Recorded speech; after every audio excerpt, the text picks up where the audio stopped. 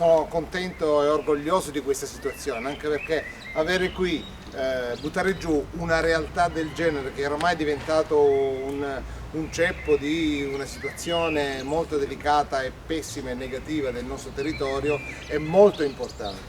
È molto importante perché dagli spacciatori a persone senza dimora a venire all'interno di questo territorio che è in centro a Marghera. Sicuramente ci lasciamo un po' sbigottiti perché tante volte non sapevamo cosa fare, in quanto nel momento che anche li svuotavamo dopo qualche ora per causa di forza maggiore, per la legge che glielo permette, purtroppo viviamo in questo periodo, ritornavano dentro, per cui c'era sempre una lotta continua a evitare che queste situazioni potessero ritornare, e ovviamente i cittadini qui accanto continuavano sempre a lamentarsi di queste situazioni. Ma oggi è cambiato tutto.